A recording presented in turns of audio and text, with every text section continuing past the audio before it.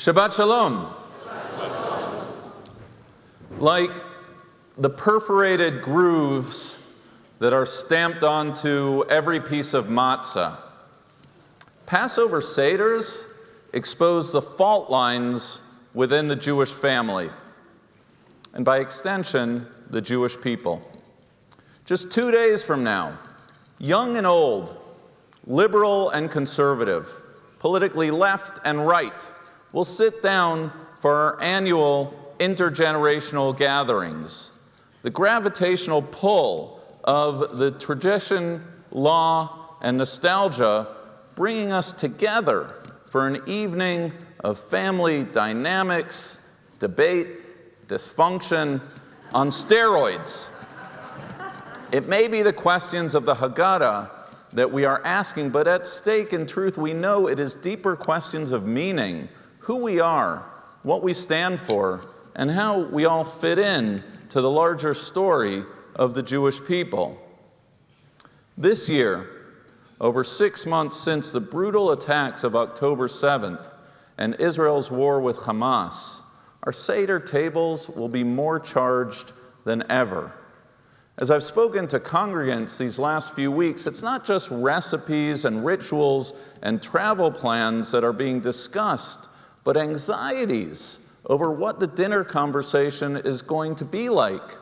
In some cases, whether people are even willing to sit at the table one with another. Just the other night, a congregant shared with me that his college niece was announced this year that for political reasons, she would rather not join. He also related the backroom family discussions that maybe, given the niece's politics, she shouldn't. On the one hand, there are those Jews whose focus understandably remains on the atrocities of October 7th, on lives murdered and massacred, on the orphaned and the widowed, on the hundreds of thousands of internally displaced Israelis, the ones who don't get to come home for Passover.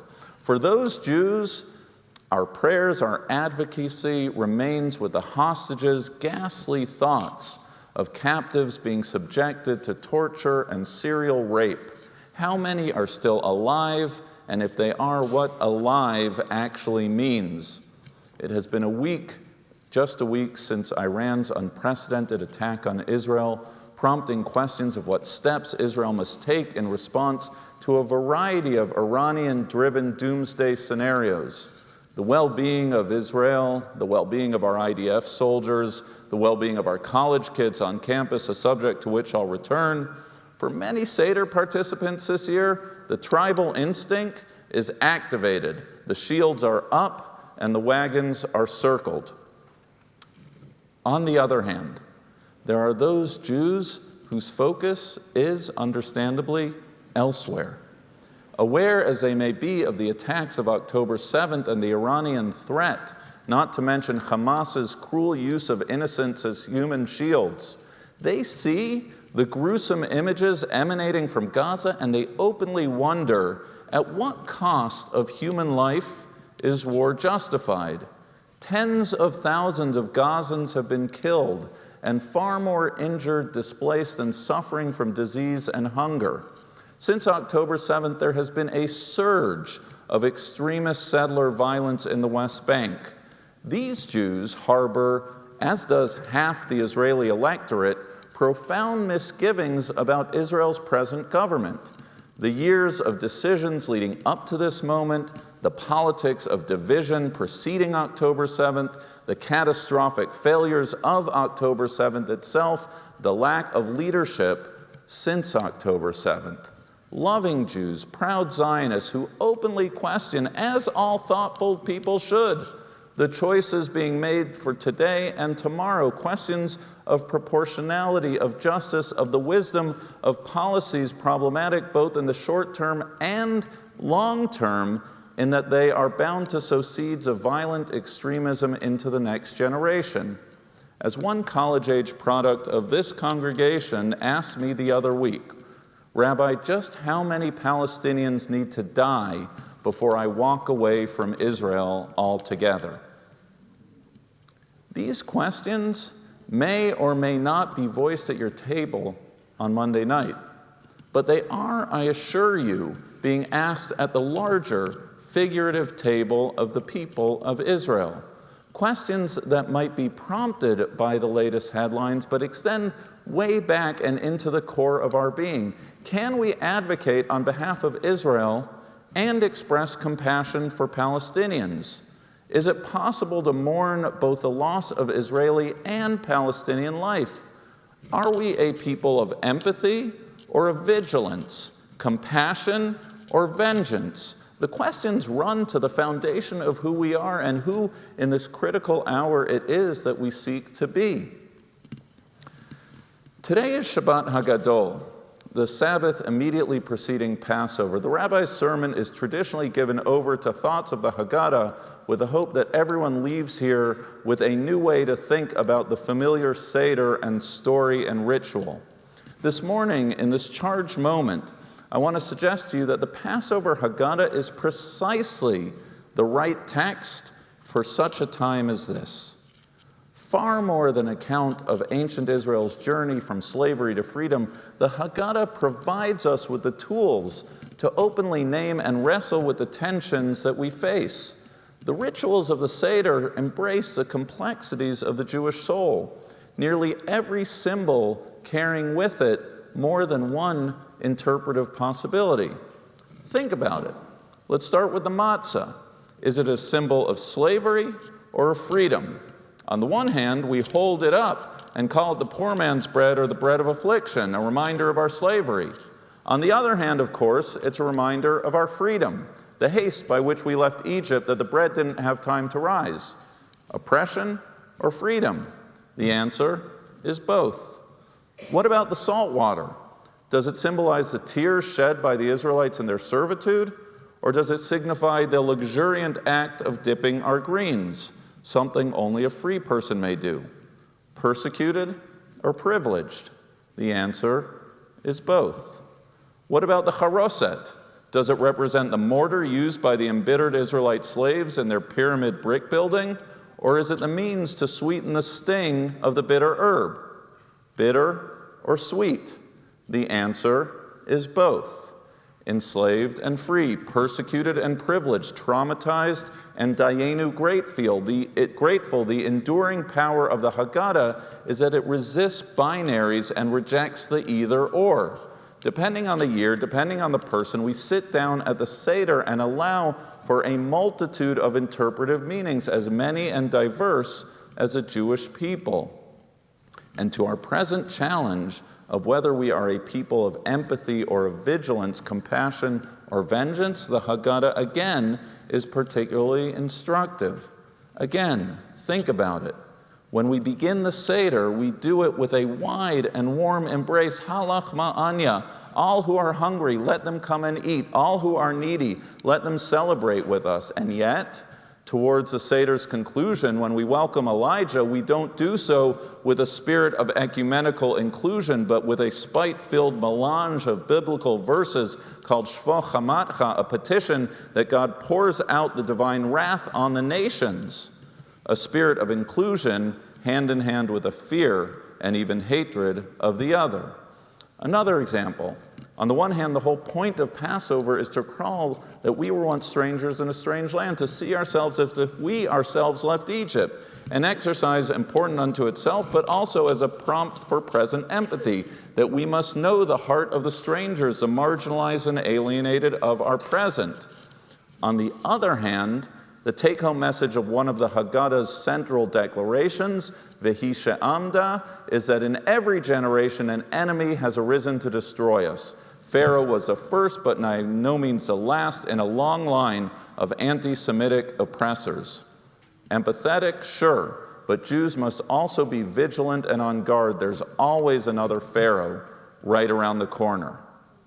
Growing up, I was always deeply impressed at the point in the Seder when, just before we recited the 10 plagues, we dipped our fingers into the cups and removed drops of wine, 1 drop for each cup, each plague.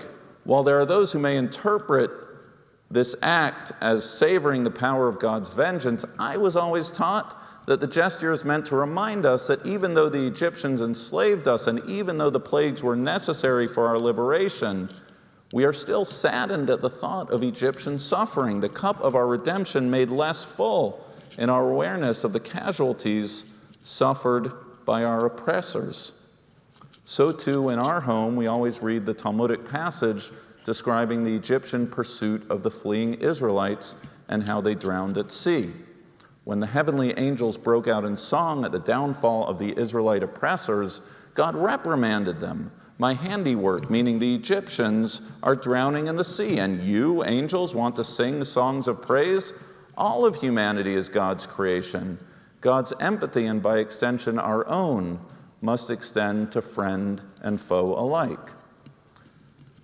There are, I am sure, other examples, but the point is one and the same. It's not either or. Empathy and vigilance, compassion and vengeance, they're not contradictions. If anything, they're interdependent, woven into the spine of every Haggadah. Taking time to mourn others neither weakens the strength of our cause nor negates our resolve. We can and we must demonstrate both. They're impulses that are present long before the events of this year, strands of identity that trace back arguably to our very beginning, the double helix of our Jewish DNA.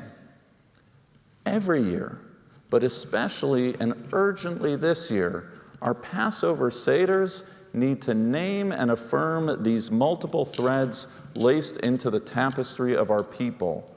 No matter how one feels about the war, determined, angry, ambivalent, depressed, we should all be able to agree that the loss of civilian life is something that we can take a moment to mourn. We need not get defensive or get bogged down in semantic debates as to what does or does not constitute genocide in order to acknowledge the obvious fact that lives on both sides have been lost. Expressions of empathy for innocent Palestinians are not betrayals of the cause, but just the opposite. They affirm the essence of who we are. And I know, given what's going on around this country, it isn't easy to express empathy for the other side. At Columbia University, at my alma mater, the University of Michigan, at so many campuses, Jewish students are feeling isolated, excluded, and physically threatened. Universities have lost their ability to articulate the norms for the free exchange of ideas, arguably their very reason for existence, for communicating those norms and for enforcing those norms when they are in breach. With graduation season around the corner, I am deeply worried about the chaos coming to campus convocations in the weeks ahead. And yes, if you, by dint of your connection to either your alma mater or that of where your child is studying, is positioned to call on administrators to take preemptive steps to do what needs to be done to make sure graduation ceremonies reflect the ideals of their schools, then now, before you sit down for Seder, is a time to make your voice heard. And given this backdrop of anti-Zionism and anti-Semitism, given a world of mass protesters choosing disruption over dialogue, aggression over free expression, I know there are undoubtedly those present in this room who are asking if right now is really the time to give voice to empathy, to engage with the counter-arguments of the other side, to have our views interrogated at our very own dinner table.